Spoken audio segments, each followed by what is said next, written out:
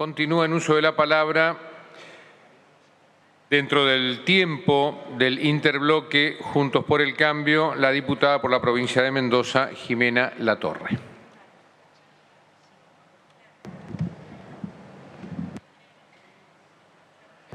Ahí está habilitada, diputada. Gracias. Muchas gracias, señor presidente.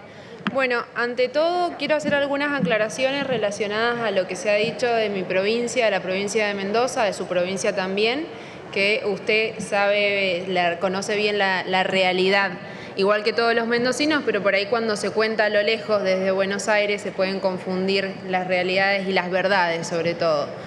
En la provincia de Mendoza han habido inversiones, en el anterior gobierno se hicieron inversiones en infraestructura, como por ejemplo el gasoducto del Este que conectó a todo el este de la provincia justamente, y en el departamento de Malargüe, el único departamento del país que no tiene ninguna conexión de gas natural ni gas por redes, no tenía, se repotenció su planta, se amplió 3 veces la capacidad de la planta de gas licuado y desde entonces tiene mayor cantidad y posibilidad de conectividad. También se hicieron obras en las cámaras de gas y en las cámaras reductoras, que aunque son obras que no se inauguran con grandes actos como el que se hizo el otro día en mi departamento de San Rafael, sin obra, porque no se inauguró ninguna obra aún, hacen a la conectividad y a la seguridad del servicio. Y por último, aclarar esto justamente, que esta obra que se dice que se inauguró de Gas Andes en el departamento de San Rafael es una obra que estuvo incluida en el presupuesto, que se trabajó mucho para que tuvieran las factibilidades y hoy se pudiera empezar a trabajar en los pliegos de licitación que me preocupa de sobremanera porque lo que firmaron el otro día en San Rafael no fue lo que hicieron el otro día en San Rafael no fue la inauguración de ninguna obra, muy por el contrario, fue solamente, por más de que tiene mucho acto, traspasar el órgano licitante a un municipio que dudo seriamente de la capacidad técnica para construir un gasoducto troncal como es Gas Andes. Igualmente, celebro que después de todo el trabajo que hicimos en el gobierno anterior de Cambiemos y desde el gobierno provincial también, en incluirlo en el presupuesto y en encontrar y conseguir las factibilidades, se pueda seguir en el mismo camino y lograr la conectividad del sur provincial. Bien, hechas estas aclaraciones, me voy a abocar al contenido de este proyecto en particular.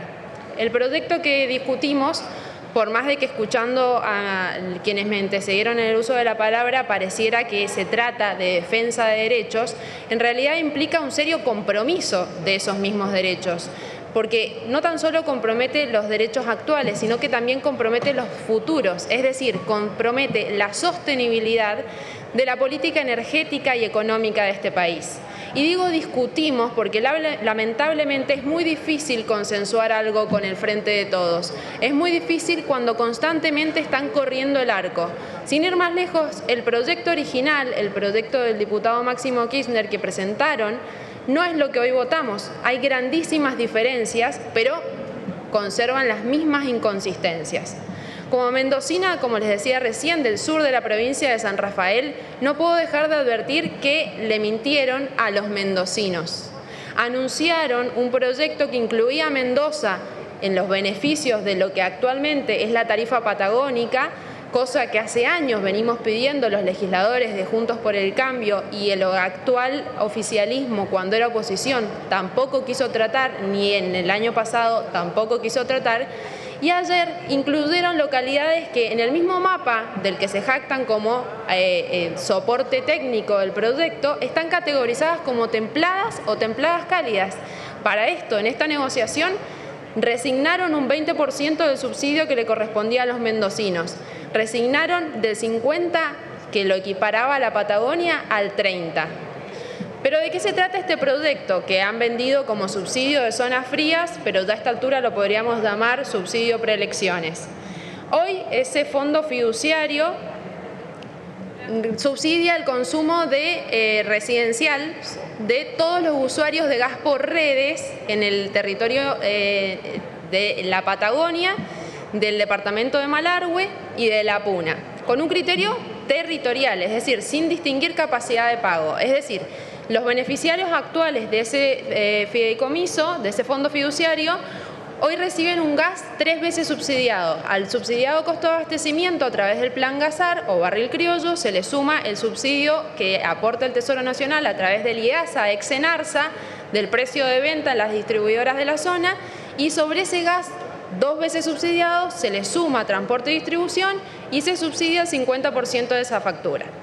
¿Qué es lo que se pretende con el proyecto? Extender este beneficio a más de la mitad del territorio argentino, exactamente a más de la mitad de los usuarios de gas natural del país. Hoy hay 7 millones de conexiones de gas natural en la Argentina. Bueno, como bien dijeron ellos, cuando presentan el proyecto pretenden extenderlo a 4 millones de usuarios, lo que implica ampliar el universo de subsidiados de los actuales 850.000 usuarios a 4 millones. Pero lo que es más intrigante o lo que es más indignante, según como uno los interprete, es que, como explicaron recién, nos quieren hacer creer que lo van a hacer y lo van a solventar con el mismo fondo fiduciario. Entonces creo que tenemos que hablar de cómo se paga y sobre todo de quién paga esto. La receta es la misma que aplicaron entre el 2011 y el 2015, nada más que le imprimen más velocidad. La ciudadanía no es ingenua, la ciudadanía ya sabe bien y ya ha experimentado que la fiesta de subsidios y la generosidad del kirchnerismo históricamente la pagamos todos los argentinos. Y saben muy bien que lo barato sale caro, muy caro, y es tan sencillo y lineal como analizar que la asignación de subsidios con criterios electoralistas como esto, y cuando digo electoralistas no quiero decir que los estén direccionando a los votantes que tienen, sino a los votantes que quieren, sin atender las verdaderas necesidades de la población, es ineficiente, y lo ineficiente, con recursos escasos como los que tenemos en este país, es injusto. Esos subsidios significan mayor emisión, sin lugar a dudas, por los refuerzos que ellos mismos han reconocido que van a necesitar del Tesoro, y por lo tanto, mayor aumento de precios y por ende mayor inflación. Y mayor inflación, todos los argentinos sabemos que significa pérdida del poder adquisitivo. Por lo tanto, eso que benévolamente le ahorran en la factura de gas o en la de la luz, terminan pagándolo todos los argentinos en el ticket del supermercado. El argumento de que se sustenta con el fondo fiduciario es insostenible.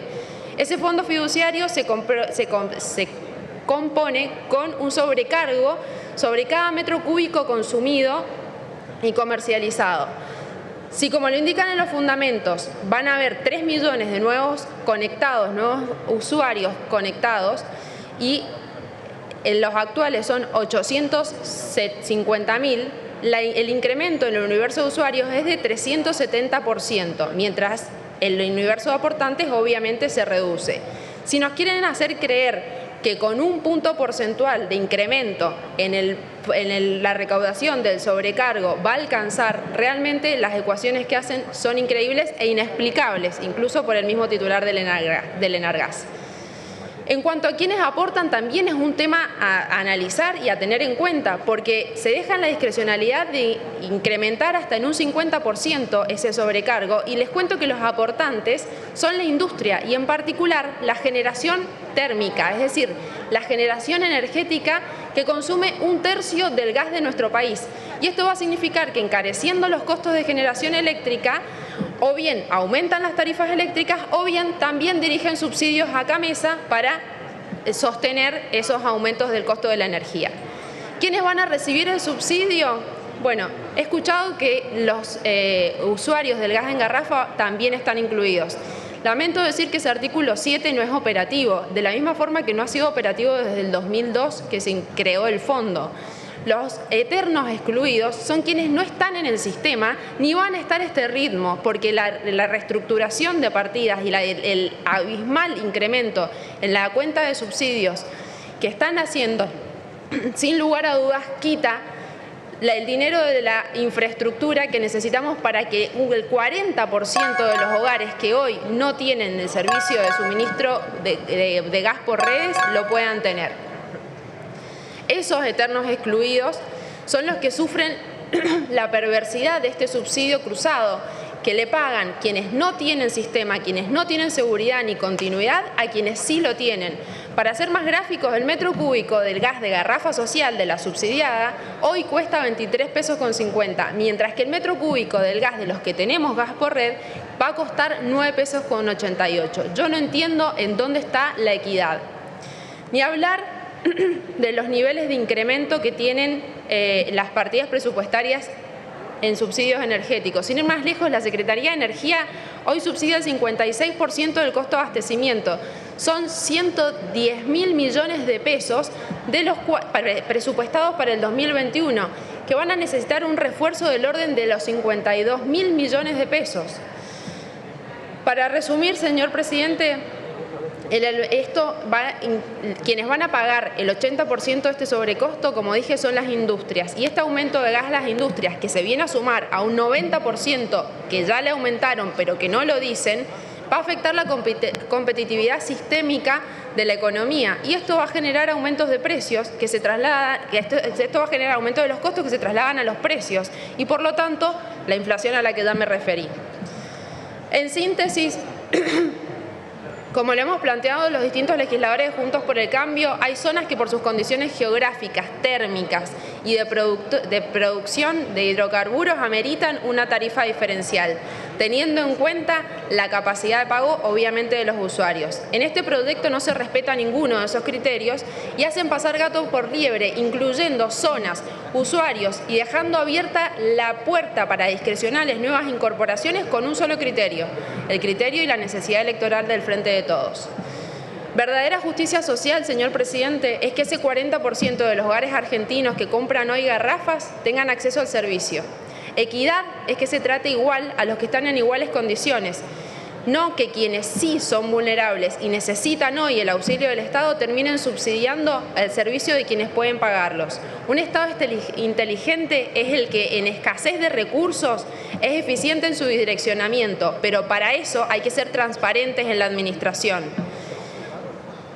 El esfuerzo fiscal, el esfuerzo de todos los contribuyentes argentinos no va a ser bien administrado y nunca vamos a lograr esa transparencia y esa eficiencia en el gasto si siguen usando el erario público con sus fines electoralistas. Muchas gracias. Muchas gracias, diputada Jimena Latorre.